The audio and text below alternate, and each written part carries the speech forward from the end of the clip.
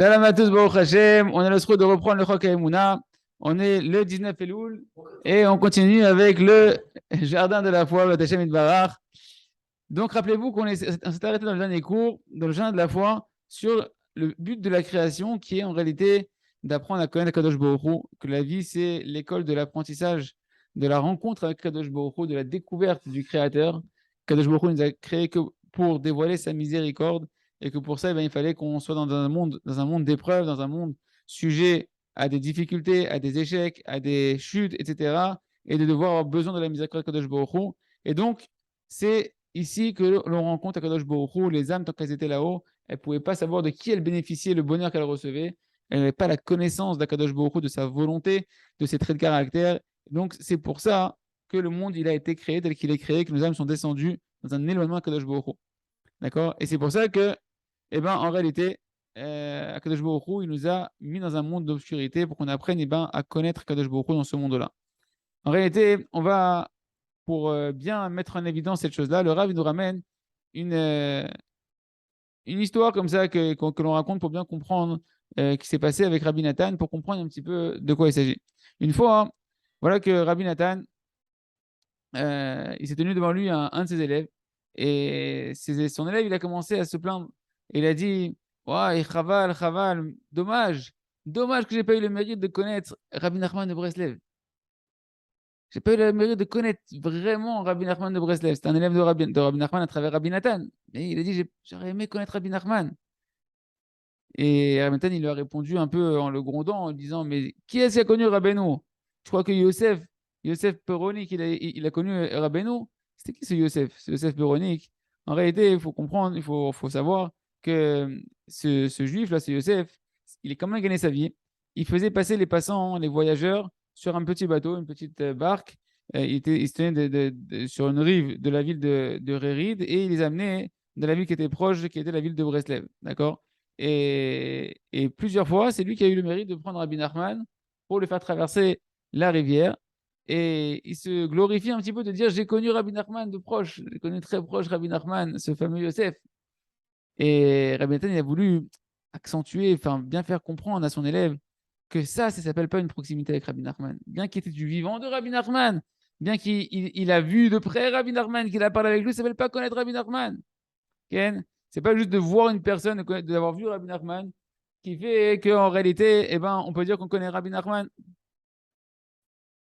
En réalité, la vraie proximité qu'on peut avoir avec le tzaddik, avec une personne, c'est plus on connaît ce que la personne, elle représente dans son essence, plus une personne, elle va connaître les connaissances de Rabbi Nachman, le da'at, l'intelligence que Rabbi Nachman, il a laissé en profondeur, en accomplissant en particulier ses conseils, en essayant d'accomplir sa volonté, en connaissant quelle est sa volonté, quel est l'héritage qu'il nous a laissé. C'est ça, Rabbi Nathan, il a dit à son élève, c'est ça connaître Rabbi Nachman. Et concrètement, il lui a expliqué, il lui a dit, vu que toi, tu étudies les livres de Rabbi Nachman et que tu t'efforces d'accomplir au mieux ses conseils, toi, c'est sûr que véritablement, tu connais c'est qui Rabbi Nachman, tu connais Rabbeinu Akadosh véritablement, bien que tu l'as jamais vu de ta vie. Ça, le Rav Rouge, il a dit plein de fois que il y a des élèves comme nous qui nous sommes rapprochés du Rav en France. Pendant des années, on n'était pas proche du Rav, mais on étudiait ses livres, on enseignait ses livres, on a pratiqué ses livres. Et le Rav a dit plusieurs fois, mes plus grands élèves, ils ne sont pas dans la yeshiva. Ils sont loin de la yeshiva, dans les quatre coins du monde. C'est pas forcément celui qui est proche physiquement et qui connaît la personne qui est en face de lui. Et en réalité, euh, c'est vrai que ce fameux taxi, on va dire, là, de bateau, il a vu Rabbi Nachman, il a même touché Rabbi Nachman. Il était proche physiquement de Rabbi Nachman. Mais en réalité, il était éloigné comme l'Est et l'Ouest de Rabbi Nachman, comme le ciel et la terre, parce qu'il ne connaissait pas qui se tenait derrière le personnage, qu'est-ce qu'il représentait. C'est seulement celui qui a connu Rabbi Nachman sous sa spiritualité, sous ce qu'il a dévoilé de sa spiritualité, son date, sa connaissance, sa conscience d'Akadosh Baruch Hu et ses conseils, comment il a perçu Kadosh Baruch Hu et comment il nous a transmis, comment nous, à notre tour, prendre ses conseils et aller dans son chemin. Seulement celui-là, on peut dire véritablement qu'il connaît qui est Rabbi Nachman. Et c'est pareil pour la proximité avec Kadosh Baruch Hu, parce que ça, c'est un exemple, on a dit, pour prendre conscience de qu'est-ce que c'est la proximité avec Kadosh Baruch Hu. La Neshama, avant qu'elle soit créée, avant qu'elle descende dans un corps, elle se délectait d'Akadosh Baruch Hu d'une manière extraordinaire. mais elle ne savait pas qui était Akadosh Baruch Hu. Elle ressemblait à ce passeur sur la barque de Rabbi Nachman, qui se glorifiait connaître Rabbi Nachman de Breslev, mais il ne savait pas du tout qui il était. Parce qu'encore une fois, la proximité, elle dépend de la conscience. Combien tu as conscience de qui est la personne, qu'est-ce qu'elle représente, à quoi elle pense, quelles sont ses valeurs, etc. Comme c'est marqué à l'Eda Yedian, Echem Boïd Barach, et dit Rabbi Nachman, écoutez moral, l'enseignement 21, que par la conscience d'Hachem, on s'inclut dans Hachem. On fait un avec Kadosh Baruch Hu, on connaît Hachem, et on s'unit à Kadosh Baruch Hu par la conscience qu'on va développer d'Akadosh Baruch Hu. Comme ça, il a dit Shlomo HaMelech, Ilou Yedat Yevitiv. Si je l'avais connu véritablement, j'aurais été lui, j'aurais été carrément lui, j'aurais pu lui ressembler et devenir lui-même. Parce que la Neshama, hein, c'est sûr qu'elle avait un lien avant de venir dans le corps avec Kadosh Baruch Hu, mais elle était extrêmement éloignée de la connexion avec Kadosh Baruch Hu parce qu'elle ne savait pas de qui elle bénéficiait de ce bonheur-là. Okay. Mais une fois que la Neshama l'a envoyé maintenant dans ce monde-là, dans le corps dans lequel on est, avec l'obscurité qui est dans ce monde-là, et que maintenant, ici, dans ce monde-là, qu'est-ce que J'aime créé dans ce monde-là? Le sentiment, pour celui qui travaille sa Emouna, d'une aide constante envers Akadosh Baruch Hu. Je ressens un besoin constant d'aide à Kadosh Baruch Hu à travers toutes les épreuves que je traverse, à travers tous les événements qu'un ami traverse durant sa vie, etc. À chaque instant, il va développer un sentiment qui sent qu'il a besoin à chaque instant d'Akadosh Baruch Hu.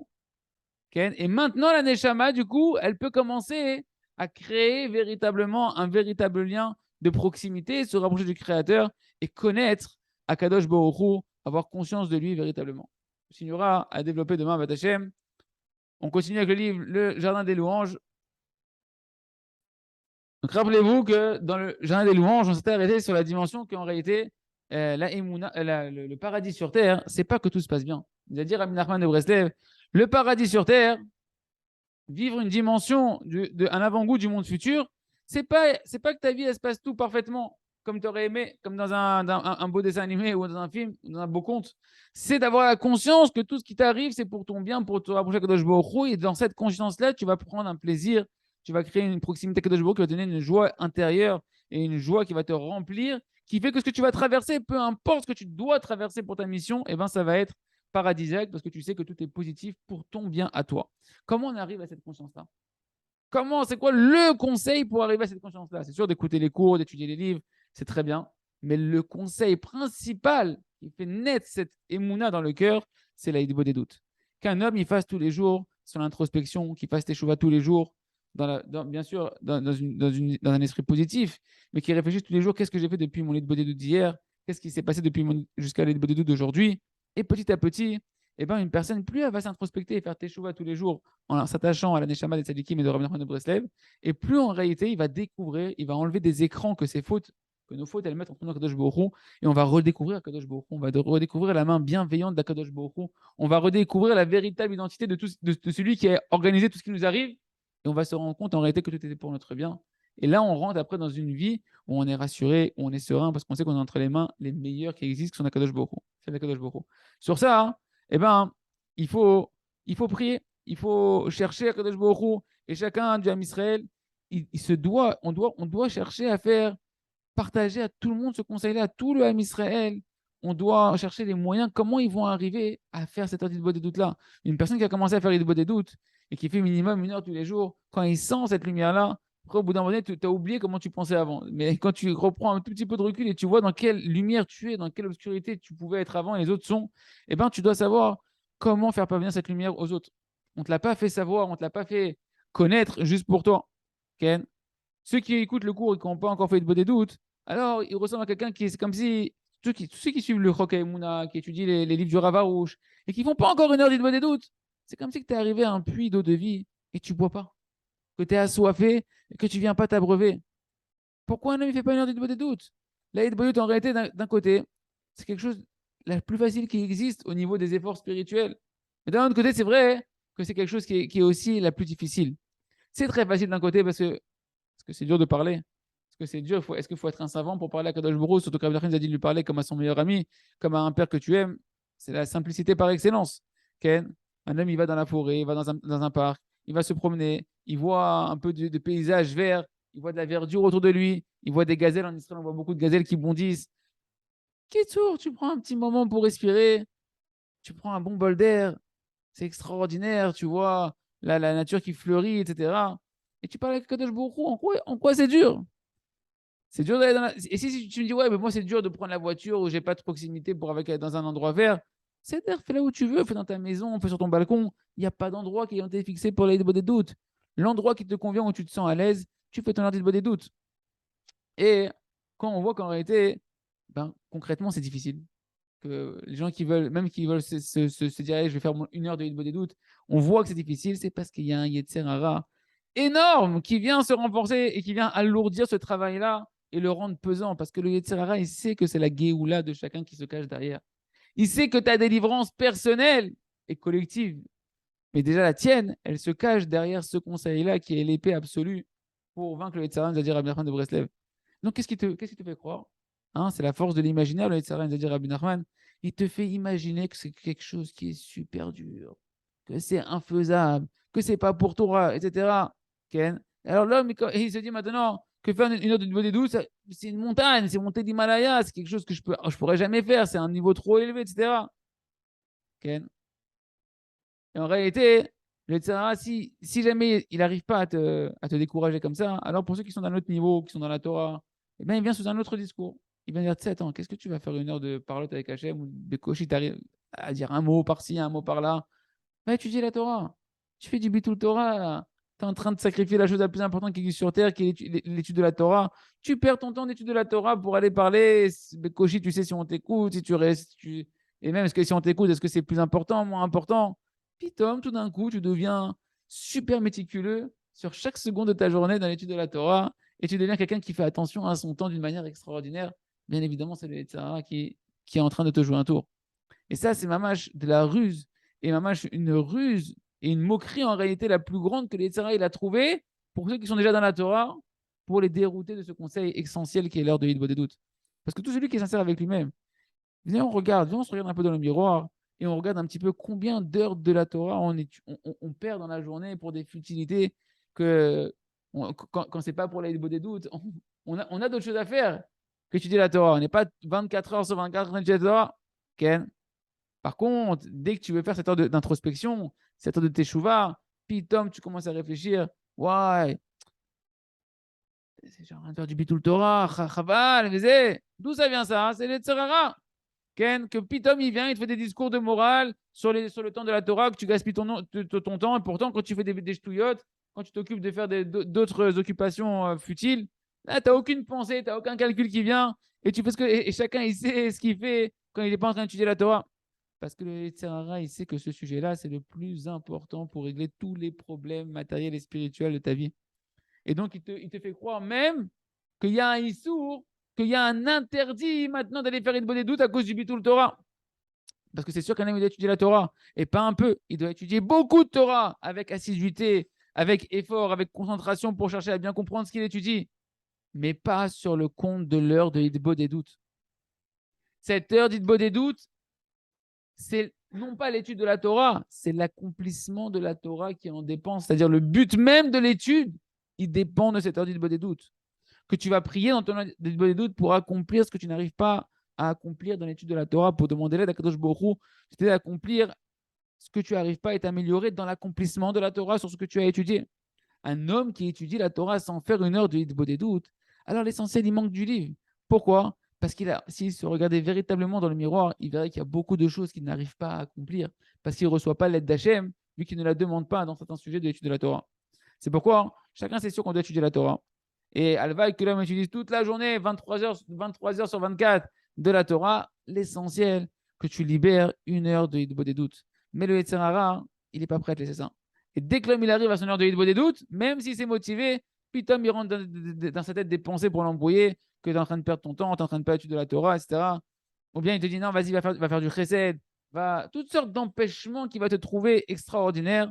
Comme le Yitzhara, il te connaît, il sait quoi te mettre devant la bouche pour te faire aller ailleurs que faire ton Hitbo des doutes. Et comme ça, te faire gaspiller ton tikkun. Parce que Rabbi Nachman, il a dit qu'une personne qui fait ça, qui fait une heure d'Hitbo des doutes, alors il reçoit une aide du ciel pour réparer tout ce qu'il a réparé sur terre et faire sa mission. On le conduit dans sa mission et il réparera tout ce qu'il aura à réparer pour lui et tout son entourage, dit Rabbi Nachman de Breslev. L'essentiel, c'est qu'en réalité, c'est ça le Yitzhara, comme en esclavage, quand Moshe en Égypte il est venu, alors ils n'ont pas pu entendre le conseil de Moshe, les conseils de la Géoula, parce qu'ils étaient Bekotser Ruar Avoda Kasha. ils avaient le souffle coupé, ils avaient une petite émouna, et le travail, il était trop dur. Et en fait, c'est le Yetzer Hara qui vient te rendre le travail dur, et il fait en sorte que tu n'es pas prêt à être ma'amine, de ne pas croire qu'avec une chose aussi facile, le Yetzer Hara va dire, mais non, arrête, t'es sérieux. Tu as vu ce qu'on traverse, toutes les fautes qu'on a traversées dans cette génération. Tu crois juste en parlant avec Kadosh Bokhu, tu vas tout réparer, je vais avoir ma Géoula, je vais avoir ma délivrance avec un truc aussi simple, juste je parle avec Kadosh Bokhu, et même si j'arrive pas trop à parler, ça va me réparer. Pas exagérer. Si tu m'aurais dit encore que ta Géoula, tu viens me voir, tu me dis, tu sais, ma Géoula c'est quoi? Ta Géoula c'est quoi? Culpabilise-toi, il faut que tu t'en veux, il faut que tu sois énervé sur ce que tu as fait, il faut que tu sois en dépression, il faut que tu sois triste, il faut que tu t'en veuilles, etc. C'est d'air. Peut-être qu'on aurait pu entendre ce discours de Teshuvah, il nous aurait peut-être parlé. Mais dire maintenant que le Sarayman te dit que le Mashiach, entre guillemets, Moshe Rabbeinu, ou Rabbeinu Akadosh Baruch Hu Breslev, il vient te dire, c'est quoi, tu veux te réparer, sois Bessimcha toute la journée, kiffe ton judaïsme, est essentiel, viens parler une heure à Kadosh Baruch Hu, essentiellement parle une heure à Kadosh Baruch Hu, dis merci à Kadosh Baruch Hu, chante plus des chansons pendant cette heure-là. Ça, non. Ah, tu vas me dire, on va réparer tout ce qu'on a fait comme ça. C'est trop facile. C'est trop facile, Ken. Eh bien, c'est ce qu'on a vu directement en Égypte. Quand on était en Israël, dès que le Ham Israël, ils ont crié à Kadosh Baruch Hu, dès que le Ham Israël, ils ont commencé à être sincèrement à parler à Hachem du plus profond de leur cœur, Hachem, immédiatement, c'est marqué, il a entendu leur voix, il leur a envoyé Moshe Rabbeinu pour les délivrer. Et c'est marqué dans les Zohar. Amar Rabbi Yitzhak, il a dit Rabbi Yitzhak, il y a 3 sujets qui sont compris dans ce cri qu'ils ont fait le Ham Israël. Shav'a, Anacha, Vetsaaka. Le cri, le anacha, c'est le soupir, et tzaka, c'est une autre forme de cri. Et chacun, il est différent, il y a une subtilité entre l'un et l'autre. Anacha, c'est marqué, le soupir, c'est marqué qu'ils ont soupiré, le Ham Israël, il y a un roux béné Israël. Tzaka, c'est marqué, il y a tzaku, ils ont crié la Kadosh Baruch Hu. Et Shav'a, qui est aussi une autre forme de cri, et ben c'est marqué Vata'al, Shavatam, leur cri, il est monté devant Kadosh Baruch Hu. Et en réalité, et ben, chacun, le Ham Israël, de ces formes de cri, ils l'ont fait, et Akadosh Baruch Hu les a délivrés. Celui qui fait Idbo des doutes, alors lui aussi, il a ces 3 dimensions de cri que l'homme Israël il a eu en Égypte, que ce soit le soupir, le cri, etc. Et en réalité, il a tous les chemins, comme à l'époque de l'esclavage d'Égypte, de pouvoir se rapprocher d'Akadosh Baruch Hu. Et dans ton Idbo des doutes, tu vas un peu remercier Hachem qu'on a expliqué, tu vas un petit peu chanter Hachem, tu vas un peu reconnaître tes fautes, tu vas un peu crier Akadosh Baruch Hu. Des fois, tu vas soupirer, chacun en fonction de ce qu'il va ressentir au moment où il va parler à Kadosh Baruch Hu. Mais celui qui n'a pas son heure, alors il est très loin de cette filote que l'âme Israël il a fait au moment de l'Égypte et qui, elle, amène véritablement la délivrance. Il y aura qu'on fasse passer cette heure des doutes avant tout dans notre planning, même avant l'étude de la Torah, de savoir que cette heure-là, elle ne doit pas passer, elle doit pas passer après quoi que ce soit, elle doit passer avant tout, parce que ton tikkun, il en dépend, ta réparation, elle en dépend. Et on continue avec le livre À travers champs et forêts, justement, pour pratiquer cette heure d'Idbo des doutes. Donc, les amis, l'heure d'Idbo des doutes, c'est la lumière du Mashiach. C'est la lumière mamash du Mashiach. Et ça, c'est la grande erreur que l'homme Israël ils ont fait. Quelle erreur ils ont fait l'homme Israël? Ils ont pensé que Kadosh Baruch Hu nous demande des choses qu'on n'est pas capable. Kadosh Baruch Hu nous demande des choses qui sont insurmontables pour nous. Ken, rappelez-vous la fameuse discussion qu'il y avait entre le Ham Israël et Akadosh Baruch Hu, qu'Hachem il dit faites-vous le premier pas pour revenir Bitshuva et je reviendrai vers vous. Et le Ham Israël il dit non, Ashivenu elecha venashuva, fais-nous revenir vers toi, Hachem toi en premier, et nous après on fera teshuva. Et c'est ça la grande erreur du Ham Israël, c'est que nous on pense que Hachem il nous demande des choses que c'est trop dur pour nous, qu'on doit faire teshuva tout seul, soit parce que tout ça en réalité ça vient de quoi? Tout ça, ça vient, il nous dit le Rav Arush, ce que nous dit Rabbi Nathan, parce que la lumière des 50e portes de la Gdusha que le Mashiach doit dévoiler, eh ben, elle est encore voilée devant nos yeux. On ne nous a pas dévoilé c'est quoi la porte de la Gdusha, la 50e porte de la Gdusha, qui permet de sortir de la 50e porte de la Touma, de l'impureté, dans laquelle on est aujourd'hui dans cet exil-là. L'exil d'aujourd'hui, c'est l'exil de la 50e porte de l'impureté dans laquelle le Ham Israël n'a pas pu descendre avant le don de la Torah en Égypte. On est arrivé à 49 degrés d'impureté. Mais le Rachim Akadosh, il dit que maintenant qu'on a eu la Matan Torah et les forces de la Torah et de la Emouna qui est dans la Torah, on est obligé de passer dans les 50e portes de la pureté pour atteindre la 50e porte de la pureté. 50e porte de l'impureté pour atteindre la 50e porte de la pureté. Ken. Et c'est quoi cette 50e porte de la pureté qui permet de détruire toutes les impuretés, notamment celles de cette génération? Rabbi Nathan de Breslev nous explique, c'est l'heure de Hidbo des doutes. C'est cette intelligence-là de parler à Kadosh Baruch Hu, de demander à Kadosh Baruch Hu, Hachem, fais-nous revenir Bitshuva. Que chacun ait cette conscience-là, qu'en réalité, qu'est-ce qu'Hachem attend de nous? Dans toute notre impureté dans laquelle on traverse et toutes les difficultés, de crier constamment à Kadosh Baruch Hu, Hachem, fais-nous revenir vers toi. Et c'est ça qu'Hachem nous dit. Revenez vers moi et je reviendrai vers vous. constamment crier vers moi, faites des nouveaux départs, criez vers Akadosh Baruch Hu, faites votre des doutes, et constamment dans la journée, faites des nouveaux départs, parce que de ça dépend tout en réalité. De ça dépend toute la tchouva du Ham Israël, que chacun il doit savoir de l'Ham Israël, que précisément c'est ce cri-là, Hashivenu Hashem Elecha, fais-nous revenir vers toi, Akadosh Baruch Hu. Et c'est seulement plus tu vas crier ça, et c'est ça que j'aime, il ne demande pas autre chose, il ne te demande pas des efforts plus que ça. Et plus tu vas être sincère, et plus Akadosh Baruch Hu, eh ben, il dit c'est bon, ils font la peur que je leur ai demandé de Chouvou et Laï. Revenez vers moi. Rappelez-vous les cours qu'on avait vus précédemment. Hachem dit vous revenez vers moi. Tu fais ça s'appelle pour Hachem que tu reviens vers lui. Tu fais la démarche la plus sincère de revenir vers lui. Akadosh Baruch Hu nous demande constamment de crier. On lui dit Hachem, fais-nous revenir Hachem, fais-nous revenir Akadosh Baruch Hu, on veut revenir vers toi. Car Béhémet, Akadosh Baruch Hu nous connaît, il nous a créé, il connaît notre Yetzirah, il a créé cette génération, il a créé le Yetzirah de cette génération, les difficultés, les épreuves de cette génération. Et il sait très bien, Kadosh Baruch Hu, qu'il n'y a rien qui est entre nos mains véritablement d'avoir la force de pouvoir surmonter ces épreuves-là, de pouvoir revenir B'Teshuvah sans Kadosh Baruch Hu. Qu'est-ce qui est entre nos mains? De désirer revenir vers Hachem. Et de que ces désirs-là, ils soient tellement forts qu'on l'écrit vers Kadosh Baruch Hu. Hachem, Hashivenu, Hachem, Elecha Venashuva. On veut revenir Hachem vers toi, mais fais-nous revenir, donne-nous les forces, donne-nous l'envie, donne-nous le ratson, donne-nous l'enflammement à l'intérieur de nous, donne-nous le goût de la Torah, le goût des mitzvot, le goût de la sniout, le goût des shmirat enaim, le goût de la Torah, le goût de la tfila, donne-nous le dégoût de des bêtises. Aide-nous à sentir vraiment ce que tu as dit dans la Torah, que c'est dégoûtant, et ben vraiment qu'on sente que c'est dégoûtant, qu'on ne se fasse pas duper de croire que. Hachem, il ne demande que ça. Et ça, tu peux le faire. Au Taneshama, elle aspire que à ça. Donc, tu as juste à l'exprimer à Kadosh Baruch Hu. Et ça, c'est considéré comme notre réveil à nous. Ça s'appelle que Hachem, il dit revenez vers moi, c'est ça, revenez vers moi. Il ne demande pas plus. Et à ce moment-là, Hachem, il revient vers nous. C'est quoi qu'Hachem revient vers nous? Il vient et il te ramène du tchouva. Il t'ouvre ton cœur de pierre, il te donne un cœur de chair. Tu commences à sentir la Kadosh Baruch Hu, tu commences à sentir la Sada Ishmaïa. Et au moment où l'homme écrit véritablement à Kadosh Baruch Hu, Tarziroti bitchouva Hachem, fais-moi revenir bitchouva, ça s'appelle que toi, tu as fait ta part de revenir bitchouva. Nous, on se dit non, mais j'arrive pas, je retombe encore. C'est pas ça ta part.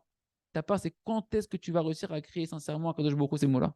Et plus tu vas faire ça, et plus ça veut que tu fais des chouvas. Et ça, les amis, ça n'existe véritablement que pour celui qui a tous les jours son ordi de bois des doutes. Parce que c'est ce qu'on fait essentiellement pendant 1 heure dans cet ordi de bois des doutes. Sous différentes formes, on demande à Kadosh Baruch Hu de faire nous revenir vers toi. Et c'est ça l'essentiel, vers ta Shemit Varach. On continue avec le jardin de la sagesse. Donc on est sur les conclusions du conte de Rabbi Nachman, du sage et du simple. Et rappelez-vous qu'on doit toujours avoir l'image. On a dit que l'essentiel de ce conte-là, c'est d'avoir l'image du Tam, du simple de Rabbi Nachman, toujours devant nos yeux. Et comme ça, savoir comment réagir dans notre vie quand les gens ils se moquent de nous, quand nous on se culpabilise, quand on voit l'impression que tout va pas, d'avoir cette image pour savoir comment se comporter. En particulier, dans les manques grossiers que tu as, que chacun il a des manques grossiers qu'il connaît, ces grosses faillances, ces gros défauts que tu connais, où là-bas tu as vraiment une grosse épreuve de te culpabiliser, de t'en vouloir, de te briser quelque part, de briser ton estime de toi. Et là-bas, dans ta faiblesse, tu vas vouloir te comparer aux autres, voir si tu peux te sauver un peu la face, etc. Et puis souvent, ça te casse encore plus. Et des fois, c'est ton père qui vient et qui te remet une couche, ou ta mère, ou ta femme, ou ton ami, etc. Et là, tu commences à avoir des questions sur toi. Pourquoi moi, j'arrive pas? Pourquoi eux, ils réussissent? Ken? Et ta femme, comme dans le conte, elle vient te poser des questions et toi, tu te remets en question, tu sais plus quoi faire. Là-bas, tu dois justement te renforcer de toutes tes forces et dessiner dans ta tête, dans ton imaginaire, l'image du Tam devant tes yeux. Et là, si tu fais ça, si tu as tout le conte de Rabbi Nachman dans la tête, alors à ce moment-là, le conte Rabbi Nachman, tu n'as pas besoin d'avoir tout le conte, tu as juste besoin d'avoir l'image du Tam. Elle est tellement grossière, comme Rabbi Nachman il l'a décrit merveilleusement. Tu vas recevoir une force extraordinaire de tenir ces épreuves-là, d'aller dans le chemin dans lequel tu as été mis pour ta mission à toi avec confiance, et d'avoir une foi totale que tout est Behashgacha pratique. Tout ce qui t'arrive et ton niveau et tes réussites et ce que tu as l'impression d'être des échecs, c'est organisé de la meilleure manière pour toi. C'est ton itinéraire à toi. Et tu n'as pas besoin de te culpabiliser parce que comme ça, Hachem, il veut que tu sois pour l'instant. Il sait que tu as besoin de ce démarrage-là, de ces éléments-là de ta vie pour converger vers ta réussite. Et il n'y a pas lieu du coup à se comparer avec qui que ce soit. Parce qu'encore une fois, Zema Sechelo, Zema Secheli, Veod la Malanule d'Aber Meacherim. Ça, c'est sa mission à lui, c'est ma mission à moi. Qu'est-ce que je vais regarder le train qui roule sur la ligne numéro 7, alors que moi, je suis le train qui roule sur la ligne numéro 1. Ah, cher, chacun il a des stations qui ne sont pas mes stations. On n'a aucun rapport. C'est pourquoi chacun il doit savoir aller dans le chemin, marcher sur les pas du Tam Akadosh et le garder devant ses yeux. Et c'est ça la réussite de ta vie. C'est ça la réussite du monde entier. Parce que c'est ça qui amène à la Géoula. Que chacun il est dans sa mission. T'arrêtes de vouloir faire la mission de l'autre. Fais ta mission à toi. Chacun il a Si c'est comme si tu vas à la guerre et tu veux prendre le rôle de l'autre. Tu peux pas, il y a une stratégie, si chacun il veut prendre la même mission, il veut prendre chacun, on n'arrivera jamais à gagner la guerre. Chacun s'il se met à son poste et qui fait son poste avec joie, avec ce que le général de toutes les armées, il sait ce que tu es doué, il t'a mis dans ta branche à toi, fais-le et tu vas y arriver. Et ça s'appelle la Géoula Klalit. Ça sera non seulement ta Géoula pratique, tu auras une satisfaction que tu as fait ta part, et en plus, tu participes à la Géoula du monde. Donc, regardez ta mission à toi, sans avoir aucune jalousie, sans avoir aucune haine envers l'autre, aucune concurrence, aucune médisance. Rien que d'aimer l'autre, d'être content de ce que tu fais, d'aimer l'autre, de vouloir aider l'autre, d'avoir un œil positif sur l'autre, d'avoir de la joie même pour les autres. Ça, c'est la Géoula. Et en réalité, celui qui vit comme le Tam Akadosh, alors lui, il peut dire d'une bouche, mamash, la plus sincère et la plus forte, mon Mashiach est déjà arrivé. Je vis déjà dans un état de Géoula. Je vis dans un état déjà maintenant, comme Mashiach, il fera vivre le monde entier quand il viendra. Parce qu'il n'y a personne qui me dérange. Il n'y a rien qui m'attriste. Il n'y a rien qui me déroute parce que je fais ma mission à moi du mieux que je peux et ça s'appelle la perfection. La perfection, ce n'est pas que ce soit parfait aux yeux du monde. C'est que toi, tu sais que tu fais le maximum, que tu fais, que tu veux y arriver, que tu fais le mieux que tu peux. C'est ta perfection à toi, tel qu'Hachem t'a donné les outils que tu as jusqu'à présent. Et donc, tu n'as pas d'embrouillement, tu n'as pas de conflit à l'intérieur de toi-même.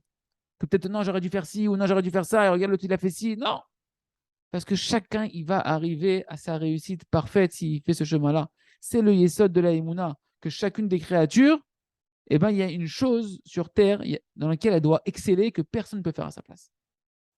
Donc, tu n'as pas à t'inquiéter.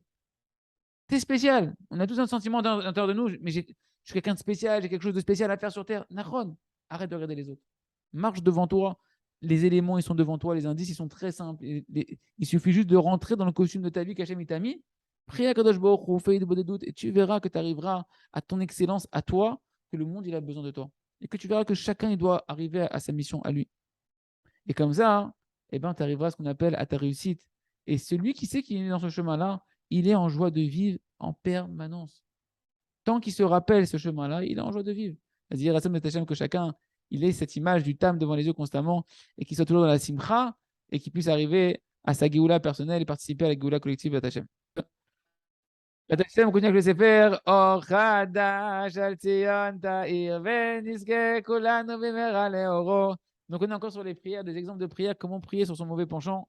Mamash, comme si on avait un ennemi en face de nous, comme si que notre vie elle en dépendait. Et là, c'est un exemple que le Rav il a pris parce que c'était un chapitre du livre, l'exemple du sommeil, du Yetzer Hara, du sommeil, celui qui veut nous déconnecter d'Akadosh Baruch Hu, de croire qu'on va se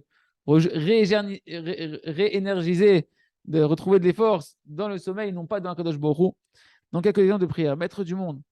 Nafshi vitira balayla, mon âme, elle t'a désiré dans la nuit. Je t'en prie, Ribono Shaolam, aide-moi que dans la nuit, avant de m'endormir, Ken, que je puisse me remplir de volonté, de m'attacher à toi, d'une volonté forte et mamache entêtée, de prier uniquement sur ça avant de dormir, de m'attacher à toi au moment où je vais m'endormir, que je puisse avoir un sommeil dans la Kedusha. Parce qu'à ce moment-là, c'est l'essentiel du moment où je dois me battre avec le Yetzer Hara du sommeil, c'est juste avant de m'endormir. Et si je m'occupe de tout autre service divin à ce moment-là, comme étudier, comme faire des doutes sur un autre sujet, c'est bien, mais pas avant de dormir.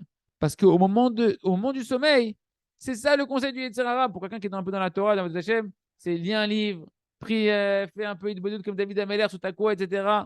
Et à ce moment-là, c'est là où le Yetzer Hara il veut m'attraper, qu'à un moment donné, je vais être fatigué et je vais t'oublier et je vais rentrer dans un sommeil où je suis déconnecté de toi, Ribono Shalom. Il va me donner à un moment donné, il va me donner l'envie de dormir. Et c'est là où c'est le moment de la guerre. C'est le moment de la guerre, c'est à ce moment-là où je sens que je suis fatigué, que je vais m'endormir. Aide-moi à ce moment-là de prier sur aucun autre sujet, mais que toutes mes prières à ce moment-là, avant de m'endormir, elles soient uniquement que je mérite un sommeil dans la Gdusha, comme il faut, rempli de désir et de volonté de pouvoir contempler ta face durant le sommeil, rentrer dans tes palais spirituels, comme un Neshama, elle puisse être confiée que entre tes mains. Rappelez-vous que ça dépend de comment tu t'endors. Si tu t'endors en voulant te déconnecter d'Hachem dans le sommeil, tu ne rentres pas dans les mains d'Hachem, tu rentres dans les mains des forces du mal, et que tu puisses à ce moment-là, quand je suis confié entre tes mains, me renouveler complètement, renouveler mes forces, renouveler mon intelligence, ma émouna, tu puisses me faire mériter durant mon sommeil d'étudier la Torah, de m'attacher au tzadikim, de la yeshiva shelmala, de la yeshiva d'en haut. Et tout ça seulement dans des volontés, avec des prières, etc. Quand je vais dire le verset dans le Kriyat Shema Lamita, que mon esprit soit confié entre tes mains, délivre mon âme, toi Dieu de vérité, aide-moi à dire ce verset avec une grande intention, une grande concentration, avec une volonté véritablement que mon esprit soit confié en toi, c'est-à-dire que je puisse, entre tes mains, ça veut dire que je puisse m'attacher durant le sommeil à toi, m'endormir dans la Kedusha, mamash, et ne pas perdre cet attachement à toi, même durant le sommeil. Maître du monde, je t'en prie, donne-moi une Emunah Shlema, aide-moi à avoir une foi totale, que tu peux tout, Ribouna Shalom, mais qu'il n'y a rien qui t'empêche de faire quoi que ce soit et que tu peux, en un temps très court, me renouveler mes forces durant mon sommeil, que tu peux me renouveler mon énergie et mon intelligence et ma Emunah avec un peu de sommeil. Pas besoin de dormir 10 heures pour pouvoir me sentir bien ou 9 heures de sommeil. Aide-moi, Ribouna Shalom, à dormir ce que j'ai besoin seulement pour ma santé physique et la santé de mon âme. Et pitié de moi, Ribouna Shalom, qu'avec un peu de sommeil, ça n'endommage pas ma santé ni mon âme, que je sois en bonne santé physique et mentale. Ribouna Shalom, je t'en prie, fais-moi mériter de savoir qu'il n'y a que toi qui donne la santé, il n'y a que toi qui donne la vie, il n'y a que toi qui peux renouveler ma émouna. Je t'en prie, Ribouna Shalom.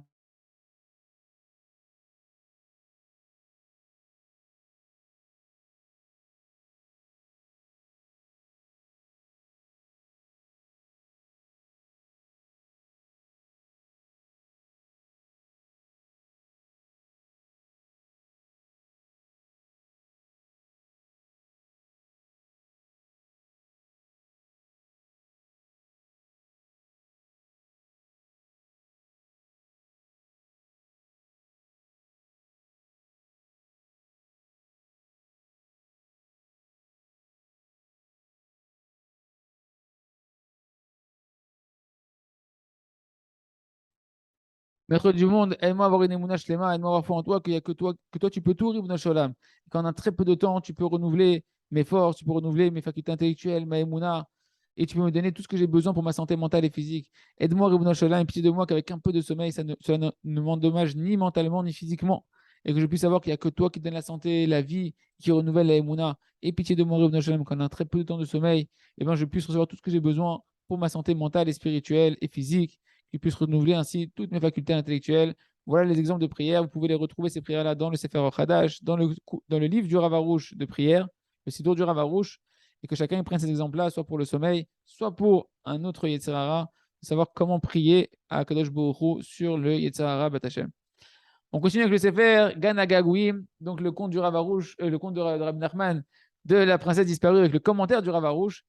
Et donc on avance dans le conte, on reprend le conte, et voilà que il y avait des nombreuses troupes d'armée avec tout ce qui va, tout leur matériel, etc., qui se sont mis à voyager. Et, et voilà qu'est-ce qu'ils sont, quand ils ont vu ça, le second du roi et son serviteur, ils se sont cachés. Tu vois une troupe d'armée, etc., ils se sont cachés. Et lui, rappelez-vous que le second du roi, il s'était endormi. D'accord. Donc celui qui s'est caché, il s'est endormi parce qu'il a bu du vin, etc.